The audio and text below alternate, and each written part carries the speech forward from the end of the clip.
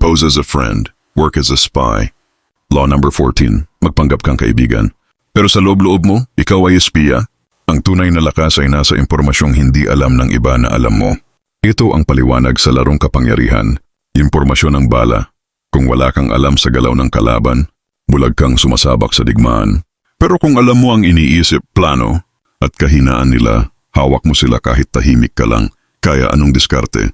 Maging espiya, pero hindi sa paraang halata. Hindi ito tungkol sa paninira o chismis. Ito ay sining ng strategic listening at silent data collection. Magpanggap kang kaibigan. Maging mapagkumbaba, nakangiti, tahimik. Hayaan mong sila ang magsalita, ang mga tao.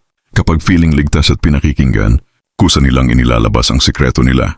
Sa bawat inuman, kwentuhan o team huddle, huwag kang laging bida. Mas malaki ang kita ng tahimik. Dahil sa bawat kumpiyansang ibinubunyag nila, ikaw ang tunay na nananalo. Halimbawa, trabaho o negosyo.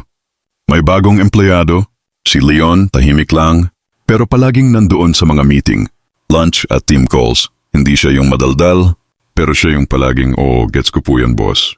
Habang ang iba nagpapayabangan ng ideas at koneksyon, si Leon nagtitipon ng impormasyon, sino ang maimpluwensya sa opisina, at kung sino ang malapit masisibak pagdating ng promotion.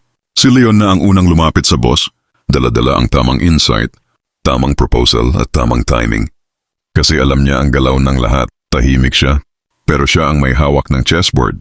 Sa relasyon o kaibigan, minsan may mga tao sa paligid mo na may agenda, hindi laging lantad. Kaya kailangan matuto kang maging observer, hindi para manloko, kundi para hindi maloko.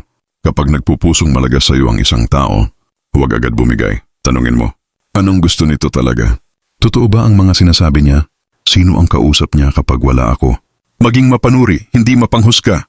Kapag alam mo ang galaw ng tao pero hindi nila alam na alam mo, hawak mo ang alas, heto ang strategic notes.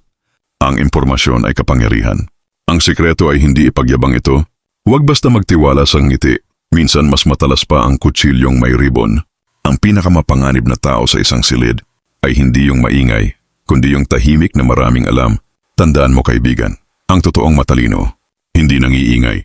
Tahimik siyang nagmamasid, habang ang iba abala sa pagpapakitang gilas. Thank you for watching, and follow for more.